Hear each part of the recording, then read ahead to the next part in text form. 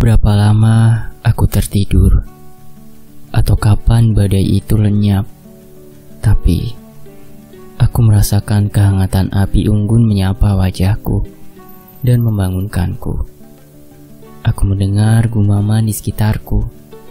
Aku menguping pembicaraan mereka dan tersenyum ketika Rebecca bertanya, apakah ia boleh membangunkanku? Kau tak bisa membangunkan orang yang pura-pura tidur, kata Kapten Simets yang berdiri di atasku. Aku tertawa, lalu bangun. Apa yang terjadi? Tanyaku sambil menatap kabut debu yang mewarnai langit yang muram. Bintang belum bergerak, gerbang surga masih terbuka. Kami sedang menunggumu, kata Kapten. Mengapa tidak ada yang membangunkanku? Karena kami tidak tahu apa yang menyebabkanmu tidur. Aku mengangguk sambil mengingat-ingat kantuk yang menguasaiku. Tubuhku terasa segar dan kesadaranku menaik. Tapi aku tidak bermimpi. Badai itu? Kapten Simets menoleh dan bergeser dari pandanganku. Badai itu telah membuka hal-hal yang tersembunyi, katanya. Dan ketika aku bangkit, kulihat reruntuhan kota besar, separuh terbenam dalam pasir. Reruntuhan tembok dan bekas jalan kuno, serta tiang-tiang tinggi yang rusak, membentang di hadapanku. Hanya ada bangunan yang masih utuh, dan bangunan itu dekat sekali jaraknya. Pohon tadi ternyata berada di tengah-tengah halaman bangunan itu. Bangunan ini berbentuk bulat dengan atap kubah, seperti kuil kuno atau makam. Tempat apa ini? Profesor mengangkat bahunya, tapi aku melihat kegembiraan di wajahnya. Aku tak tahu pasti, tapi ini sepertinya. Kalau aku bisa. Jangan sekarang, kata Rebecca. Kita makan dulu saja. Tidak ada yang membantah dan tidak ada goa. Si fakir itu benar. Kami dibawa ke arah yang berbeda untuk tujuan yang berbeda. Kemana pemandu kita? Tanyaku. Pergi, kata Kapten Simets. Ia tampak tak heran. Tapi mari kita bersyukur, lalu makan secepatnya dan mengeksplorasi reruntuhan ini. Apapun itu, reruntuhan ini sudah di depan mata kita. Kami semua setuju. Bekal diambil dari punggung unta. Hewan itu diberi minum dan dibiarkan merumput. Ia tampak lapar. Mungkin ia juga belum tidur.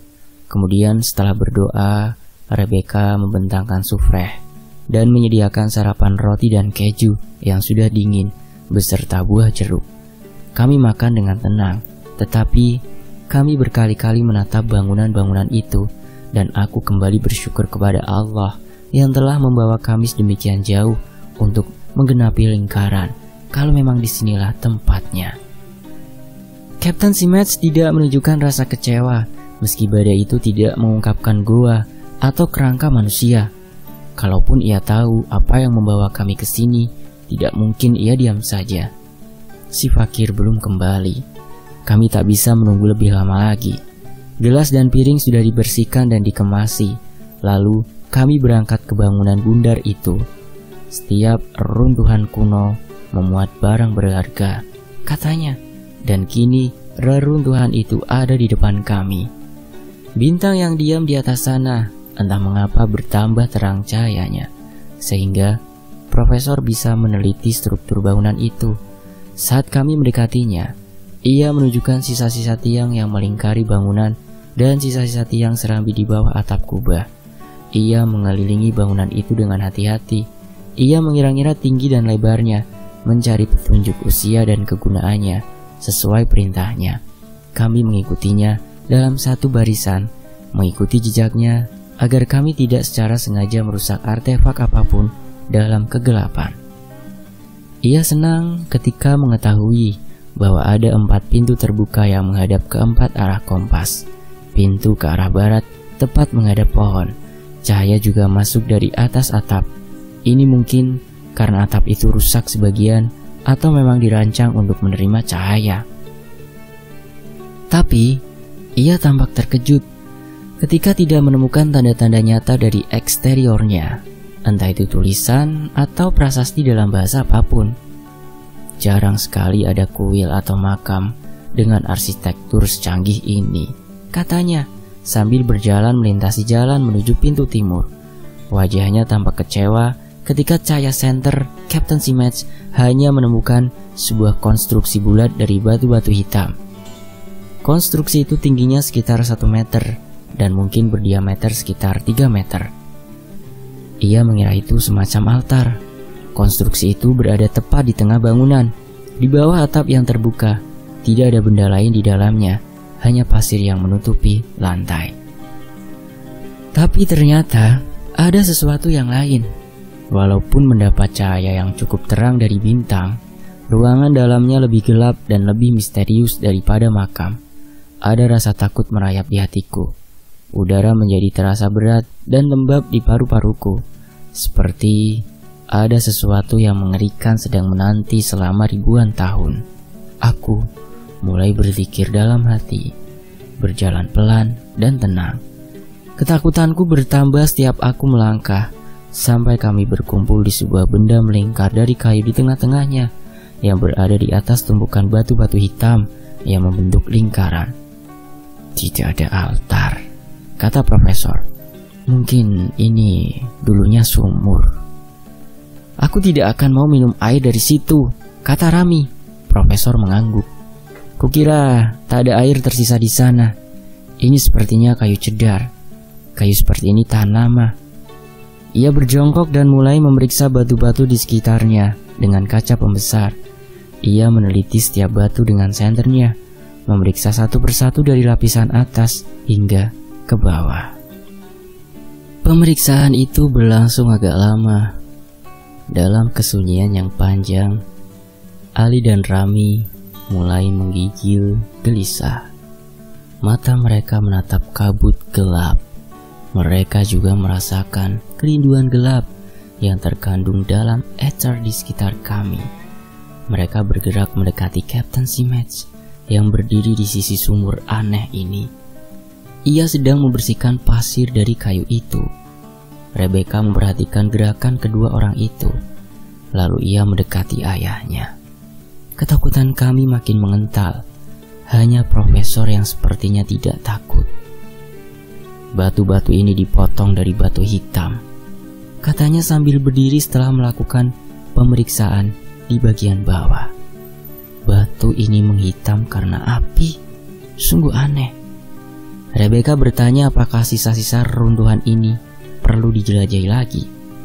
Tapi Captain Simage tidak mau pergi dari sisi sumur itu. Inilah tempat yang telah menarik kita ke sini, katanya. Tulang belulang sang raja mungkin tak pernah ditemukan lagi. Tapi ia telah menyampaikan pesannya. Apapun itu, kita harus mencarinya di sini. Apapun yang ada di sini? Tanya profesor.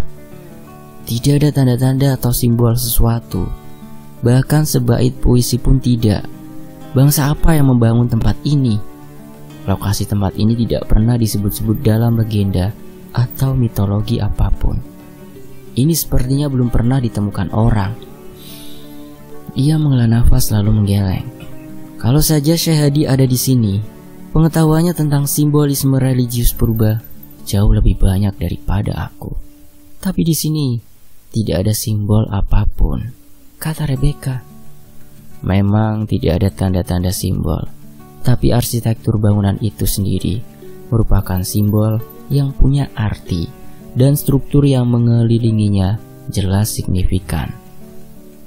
Aku pernah melihat yang seperti ini, tapi jelas ini didesain untuk tujuan religius.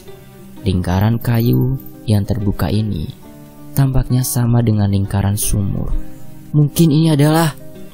Ia tidak menyelesaikan kalimatnya, tapi mulai berjalan mengelilingi struktur itu dan menatap ke langit-langit. 2 kali ia berjalan berputar, berkali-kali menggaruk-garuk kepalanya. Ia mulai mengukur diameter ruangan dari perkiraannya. Dari pusat sumur berjarak 99 langkah dari timur ke barat dan juga dari utara ke selatan. Rebecca mengikutinya dari belakang. Aku duduk di pojok untuk mencatat di bawah cahaya bintang. Setelah beberapa menit, Kapten Simets memanggil Profesor. Ia telah membersihkan pasir dari tutup kayu itu dan kini menyorotkan senternya ke suatu titik di kayu itu. "Ya Tuhan," seru Profesor. Nafasnya dihembuskan keras-keras. "Lihat ini." Mulutku mulai berzikir lagi. Dalam diriku muncul rasa takut sekaligus rasa ingin tahu. Akhirnya aku memutuskan untuk melihatnya bersama yang lain. Profesor mengambil sapu tangan halus dari kantongnya, lalu menetesinya dengan semacam cairan pembersih. Kapten Simets memegang senternya, sementara ia membersihkan tempat itu dengan sapu tangan tersebut. "Lihat ini," katanya. Setelah cairan pembersih itu menghapus pasir yang tersisa, ia meletakkan kaca pembesarnya di atas tanda kecil yang ditemukan Kapten Simets. Bintang heksagram berujung 6 yang berada dalam 2 lingkaran konsentris. Segel Sulaiman. Aku mendengar Rebecca mendesah. Jantungku berdegup kencang. Tulisan di tengah-tengah bintang itu sudah tak bisa dibaca. Seolah-olah tulisan itu bukan untuk kami. "Ini sepertinya dicapkan ke kayu ini," kata Profesor. Aku tak mengerti. Tapi ini jelas segel, pasti. Raja Sulaiman pasti pernah ke sini. Ia menatap Kapten Simets, tetapi mengapa ia menggunakan segel cincinnya sebagai penutup sumur? Apa artinya? Kapten tak menjawab. Ia menyerahkan senter kepadaku. Lalu ia mencoba membuka tutup sumur dari kayu itu. Profesor dan Rebecca ikut membantunya. "Apa yang kalian lakukan?" teriakku dengan rasa ngeri. "Pemandu kita belum kembali dan kalian tidak tahu apa yang..." Terlambat. Tutup kayu itu tidak terlalu berat. Dengan dorongan kuat, tutup itu pun bergeser. Ali dan Rami bergegas membantu mengangkat dan meletakkannya di lantai. Kami melongok ke dalam lubang sumur yang kini sudah terbuka. Aku tidak ingin melihatnya, tapi rasa ingin tahuku mendorongku melihatnya. Kusorotkan senter ke dalam sumur. Tak ada air. "Mengapa batu-batu di dalam juga menghitam?" kata Profesor sambil menatap Kapten Simets. Kapten hanya mengangguk. Hanya ada warna hitam dalam sorotan cahaya senter. Struktur bangunan ini terbuka pada 4 arah angin dan juga ke arah yang kelima, yaitu ke langit, kata Profesor. Sedangkan sumur ini merupakan arah ke-6, ke bawah. Ini seperti representasi 3 dimensi dari sebuah heksagram. Mungkinkah ini? Profesor Freeman bergegas menurunkan tasnya, lalu membukanya dan mengeluarkan korek api. Ia lalu mengambil ganduranya dan melilitkannya ke sebuah potongan kayu bekas reruntuhan. Setelah itu ia menuangkan sedikit cairannya dari botolnya. Ia menatap kami, tapi tak ada yang menghentikannya. Ia lalu menyalakan korek apinya dan lilitan di kayu itu menyala menjadi obor. Dilemparkannya kayu yang menyala itu ke dalam sumur. Kami melongok ke dalam sumur, menatap api itu melayang turun ke dasar sampai nyalanya tak tampak lagi di mata kami. Kami masih menatap lubang gelap itu, berharap cemas, menunggu dengan rasa takut yang tidak terjelaskan. Sebab kami menyadari sumur ini luar biasa dalam. Tak mungkin ada manusia yang bisa menggali sumur sedalam ini. "Ini mustahil," teriak Profesor. Gema suaranya bergaung di dalam sumur sampai tak terdengar lagi. Hampir seketika setelah suaranya hilang, muncul cahaya api merayap dari bawah sumur. Nyala api tampak di kedalaman sumur. Sepertinya obor tadi telah membakar sesuatu dan nyalanya terus menaik. Bagian dalam sumur itu kini penuh api yang melesat ke atas dengan cepat. "Ai!" Ali berteriak dan dengan jantung berdegup kencang, kami melompat mundur ke belakang. Dari dalam sumur menyembur api besar sampai ke atap langit-langit bangunan. Aku bergetar dan terduduk, penuh rasa ngeri. Kulihat yang cahaya besar terus menaik hingga ke langit.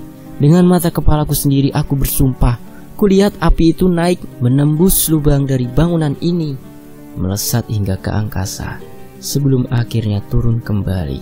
Api itu melebar hingga ke cakrawala, membentuk seperti sayap, sembari terus turun.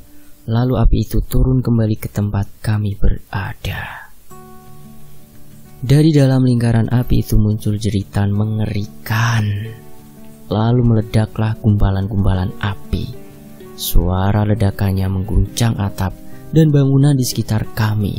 Aku menatap dengan rasa takut hingga ke tulang sumsum. Kini api tanpa asap itu berkobar di atas kepala kami, lalu mengeluarkan suara mengerikan saat bergulung-gulung dan membentuk sebuah sosok yang amat menyeramkan. Kapten Simets adalah orang pertama yang berdiri. Tubuh dan wajahnya diselimuti debu putih, tapi dengan berani ia menatap muka sosok seram itu. Beelzebul, katanya pelan. Iblis itu menggeram mendengar namanya disebut. Geramannya membuat batu-batu bergetar. Hatiku hampir berhenti saat iblis itu menatap manusia di depannya. Lindungi kami ya Allah. Kami telah memanggil penghulu para jin. Tapi mata iblis yang menyala itu tidak melihat kami. Mata itu hanya menatap Kapten Simets. Terlambat, terlambat, teriak jin itu, dan jantungku seperti berhenti berdetak saat tangannya yang besar dan menyala menjulur untuk mencengkeram Kapten. Ali dan Rami segera meloncat menarik tubuh Kapten ke belakang. Kukira keduanya akan melindunginya, tapi ternyata mereka malah maju mendekati iblis itu. Berhenti, teriakku, tapi tak ada gunanya. Bahkan setan itu juga tampak terkejut melihat kedua orang itu maju. Aku tak percaya. Makhluk menyeramkan itu mundur dan mulai turun ke dalam sumur. Setelah makhluk itu lenyap dari pandangan, Ali dan Rami melompat ke bibir sumur. Sementara itu, api masih berkobar di dalam sumur, dan aku tak akan pernah melupakan pemandangan mengerikan ini. Dua bersaudara itu saling menatap, lalu bergandengan tangan, berteriak, Allahu Akbar, dan melompat masuk ke dalam sumur yang masih menyala. Aku kaget dan gemetar. Aku tak bisa berdiri. Hidung Rebecca berdarah. Tangannya pun berlumuran darah. Ia mencoba membangunkan ayahnya. Darah mengalir dari dahi ayahnya. Kapten Simets juga pelan-pelan bangun. Ia memegangi kepalanya. Dan sumur itu masih membara dengan api, seolah-olah juga menunggu kami untuk masuk. Aku merasa lemah tak berdaya. Air mata mengalir di pipiku saat aku berdoa memohon pertolongan Allah. Aku begitu takut sehingga tak menyadari ada seorang lari ke arahku. Si fakir akhirnya kembali. Bodoh, apa yang kalian lakukan? Teriaknya. Matanya menatap nyalang. Ia menatap sumur yang terbuka dan tutup kayu di lantai, lalu memeriksa kami. Bodoh, amat bodoh, katanya sambil bergegas mendekati sumur. Tutup kembali sumurnya. Tunggu, tapi diam, tukasnya sambil memandangku. Suaranya mengalahkan suaraku, dan matanya yang membara membekukan lidahku. Lari kembali kepada Syekh, ceritakan kisah ini. Kini hanya dia yang bisa membantu. Dan ia berbalik, lalu ikut melompat ke dalam sumur yang menyala. Seketika itu juga, api kembali berkobar dahsyat dan menyembur sampai ke langit-langit bangunan. Tapi si fakir tidak jatuh. Ia melayang di atas api tanpa terluka, seperti Ibrahim yang dibakar Namrud. Mata si fakir tampak menyala. Aku melihat keajaiban, tapi akhirnya rambut dan jenggotnya menyala terbakar api, sementara kulit dan dagingnya pelan-pelan tercabik-cabik, lalu hilang. Dan si fakir kini berubah wujud sepenuhnya. Ia berdiri garang di depan kami. Wajahnya sangat mengerikan. Di mulutnya muncul 2 taring besar. Ornias. Aku mendesiskan kata terakhir yang mampu kuucapkan. Itu nama pertamaku, teriak jin itu sesaat sebelum ia tenggelam dalam kobaran api sumur. Bukankah kau sudah kuberitahu aku ini pencuri? Lalu ia menghilang dan api pun lenyap. Kuulangi nama itu dalam hati.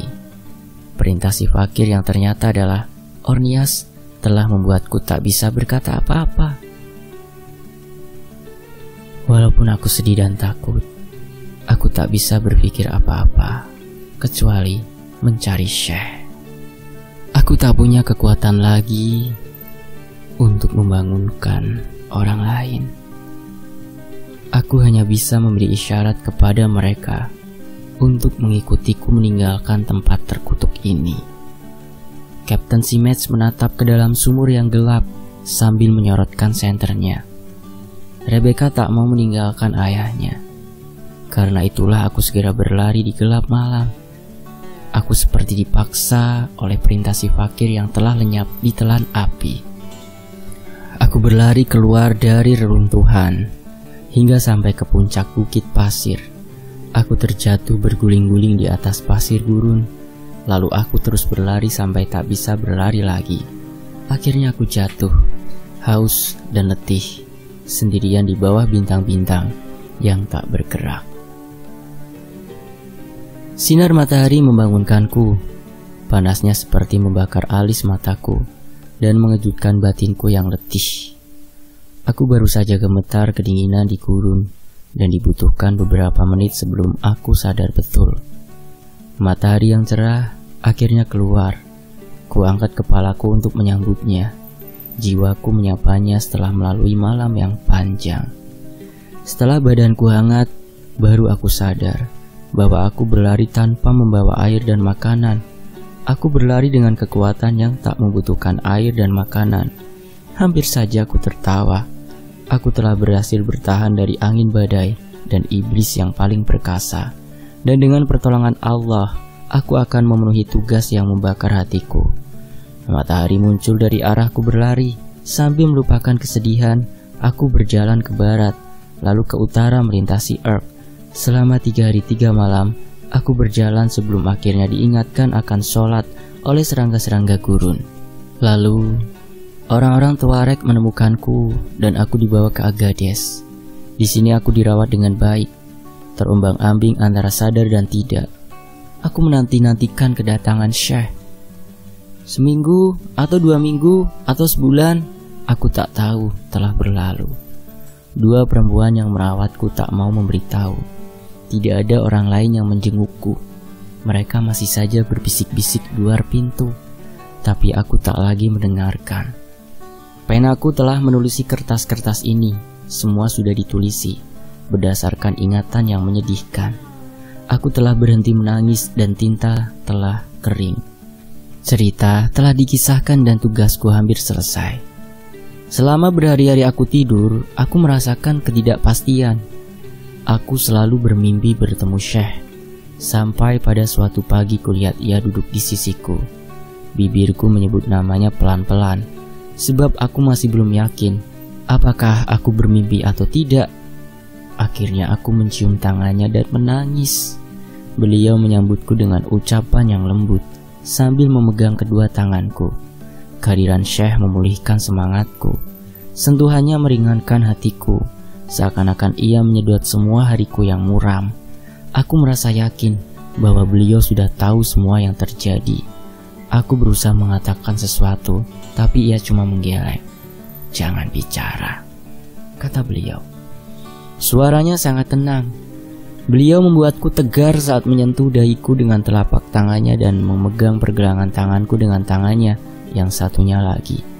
Ku coba untuk bangun, tapi ia menggeleng lagi. Aku pun merebahkan badan kembali. Ia menutup matanya, aku pun mengikutinya. Tangannya yang menekan lembut pada dahiku membuat memoriku seperti melimpahi kesadaranku. Kenangan tentang perjalanan merasuk ke dalam kesadaranku, dan aku gemetar. Rasa takut, ragu, takjub, putus asa, dan harapan silih berganti memasuki hatiku, membasuh luka-lukaku. Syekh seperti telah memutuskan belenggu kesedihan yang mengikat hatiku. "Nah, kau boleh bicara sekarang," kata beliau. "Syekh," bisikku. Tenggorokanku terasa sakit. Ia memberiku segelas air, lalu aku duduk. Dengan suara yang agak serak, kuceritakan padanya tentang badai, kota yang hilang, dan iblis dari sumur.